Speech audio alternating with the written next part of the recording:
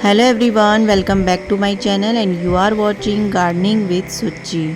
Friends, आप सभी लोगों ने गुलदाउदी की कटिंग अभी तक लगा ही ली होगी और अभी तक आपने नहीं लगाई है तो बिना देरी किए जल्दी से जल्दी आप गुलदाउदी की कटिंग लगा लीजिए। और अगर अभी आपने पहले लगा ली है तो आपको अब अपने गुलदाउदी में क्या करना चाहिए। अगर आपकी गुलदाउदी में रूटिंग शुरू हो गई है तो अब आपको क्या करना चाहिए, वही सारी अपडेट वीडियो मैं आप लोगों के साथ आज शेयर करूंगी फ्रेंड्स। तो प्लीज़ वीडियो में एंड तक बने रहिएगा और मैं आपको बताऊंगी कि किस तरीके से सही तरीके से गुलदाउदी की कटिंग लगाई जाती है, जिसका आपको 100% रिज़ल्ट मिलेगा।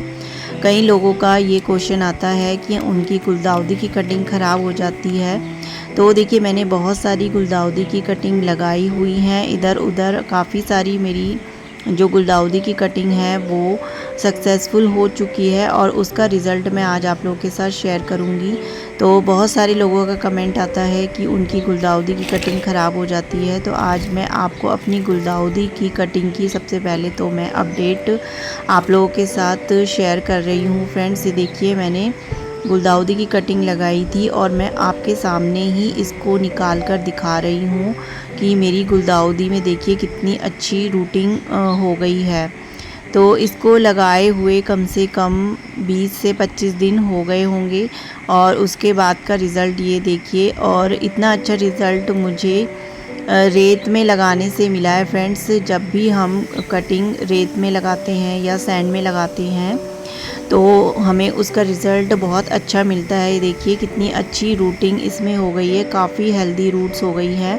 और अब हमें क्या काम करना है कि इन कटिंग्स को अब हमें निकाल कर जो है अलग पॉट में लगाना है फ्रेंड्स।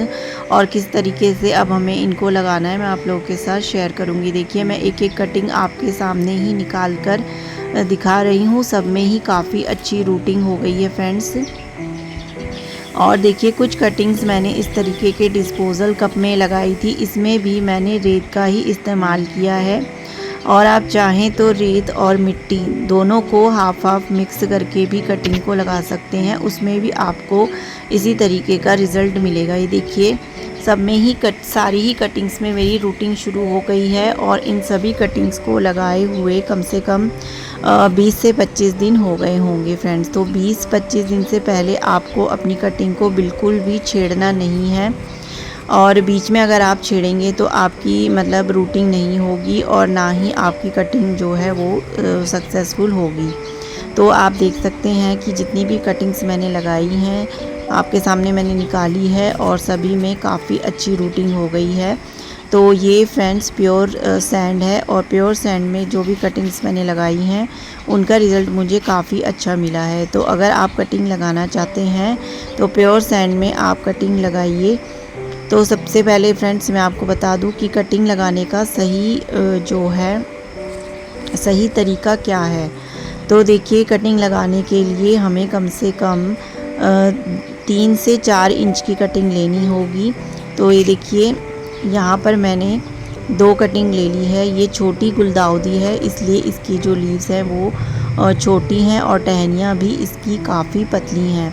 तो देखिए, कटिंग लेते समय हमें इस बात का ध्यान रखना है कि हमारी कटिंग में कम से कम 2 से 3 नोड एरिए कम से कम 4-5 नोड एरिया होना चाहिए। तो नोड एरिया क्या होता है फ्रेंड्स? नोड एरिया वो होता है जहाँ से हमारे पौधे की जो लीव्स निकलती हैं, ब्रांचेस में लीव्स निकलती हैं, तो जहाँ जहाँ से लीव्स निकलती हैं वही उस पौधे का नोड एरिया होता है फ्रेंड्स। तो कम से कम हमारे कटिंग में 4 से 5 या 6 नोड एरिया ज़रूर होने चाहिए, जिसमें से कम दो नोड एरिए हमें मिट्टी के नीचे रखना है, क्योंकि उसी में हमारी जो है रूटिंग होगी।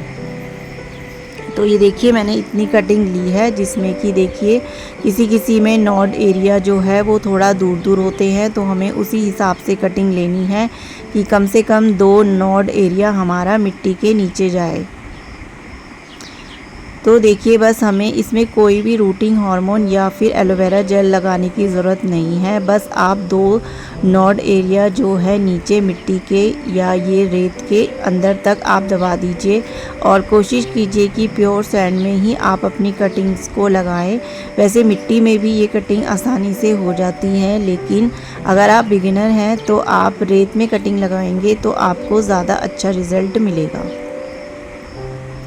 और जब भी कटिंग्स लगाएं फ्रेंड्स, हमेशा ही ज़्यादा कटिंग लगाएं ताकि आपको उनमें से कुछ कटिंग्स ज़रूर मिले। तो देखिए इन कटिंग्स को लगाने के लिए जिनमें रूटिंग शुरू हो गई है, यहाँ पर मैं मिट्टी का यूज़ कर रही हूँ और इस मिट्टी में मैंने थोड़ी सी हल्दी और थोड़ा सा नीम की खली और बोन मील और थोड़ी जो है गोबर की सड़ी हुई खाद का इस्तेमाल किया है और मैं इसको अब अच्छे से मिक्स कर लूँगी। क्योंकि अब हमारी कटिंग में रूटिंग शुरू हो गई है फ्रेंड्स, तो हर कटिंग को हमें अब अलग अलग करके लगाना होगा। तो चाहे तो आप इसे डायरेक्ट पॉट में भी लगा सकते हैं मिट्टी बनाकर, लेकिन अभी मेरे पास पॉट खाली नहीं है तो मैं इस तरीके के पॉली बैग का इस्तेमाल करूँगी। तो ये नर्सरी बैग्स है जो मैं नए पौधे लेती हूँ उनसे मैं इनको संभाल कर रख लेती हूँ। तो अगर आप गार्डनिंग करते हैं फ्रेंड्स तो ये नर्सरी बैग आपके बहुत काम के हैं, तो आप इनको फेंकने की गलती कभी भी मत कीजिएगा। तो इन सभी में मैंने इस तरीके से जो भी सॉइल मिक्स बनाई थी उसको इस तरीके से मैंने भर लिया है और उसके बाद मैं इसको थोड़ा थोड़ा पानी डालकर गीला कर लूँगी। और अब इसमें फ्रेंड्स मैं लगाऊंगी अपनी कटिंग। तो एक पॉली बैग में मैं एक कटिंग लगाऊंगी और जब मेरी कटिंग जो है अच्छे से ग्रोथ कर लेगी और या फिर मेरा पॉट कोई खाली होगा तो मैं उसमें इसको शिफ्ट कर दूंगी। आप देख सकते हैं कि कितनी अच्छी रूटिंग मेरे कटिंग में हो गई है। तो हमें बस सिंपली इसको मिट्टी के नीचे, इसकी जो रूट वाला एरिया है मिट्टी के नीचे दबाकर अपनी कटिंग को लगा देना है। आप कोशिश कीजिएगा कि एक पॉली बैग में आप एक ही कटिंग लगाएं। एक पॉट में एक कटिंग लगाने से हमारे पौधे की जो ग्रोथ है वो अच्छे से होती है। तो इस तरीके से आप पॉली बैग में अपनी कटिंग्स को लगा लीजिए या फिर आपके पास पॉट्स खाली हैं तो डायरेक्ट पॉट में भी आप इनको लगा सकते हैं। और अगर आपके पास इस तरीके के पॉली बैग नहीं हैं तो आप कटिंग इनको लगाने के लिए जो हमारे ग्रॉसरी बैग्स आते हैं उनका भी यूज़ कर सकते हैं। जैसे कि छोटे छोटे पैकेट होते हैं जो 1 kg के प्लास्टिक के, उनके ग्रो बैग्स बनाकर भी आप इन कटिंग्स को लगा सकते हैं। तो ये देखिए ये छोटी गुलदाउदी की कटिंग है तो मेरे पास बैग नहीं है और तो मैं इसमें ये एक बैग में मैं 2 ही कटिंग लगा दूँगी। अगर मुझे दूसरा बैग मिलेगा तो मैं इसे शिफ्ट कर दूँगी, अदरवाइज़ मैं एक ही बैग में इन दोनों को ही लगे रहने दूँगी।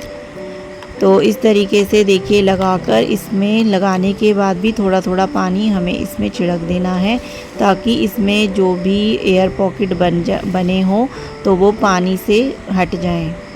और कुछ दिनों तक हमें इन्हें शेडी एरिया में ही रखना है और जब ये अच्छे से सेट हो जाएं उसके बाद आप इन्हें डायरेक्ट धूप में रख सकते हैं। तो बस फ्रेंड्स यही थी आज की मेरी छोटी सी शेयरिंग। आई होप आपको पसंद आई होगी तो प्लीज़ वीडियो को लाइक कीजिएगा। चैनल पर नए हैं तो प्लीज़ सब्सक्राइब किए बगैर बिल्कुल भी मत जाइएगा। बेल आइकन प्रेस कीजिएगा ताकि जब भी मैं कोई नई वीडियो डालूँ उसकी नोटिफिकेशन आप तक पहुँच सके और आप मेरी वीडियो को देख सकें। तो बस फ्रेंड्स मिलते हैं नेक्स्ट वीडियो में किसी नए टॉपिक के साथ। तब तक के लिए bye bye friends, happy gardening.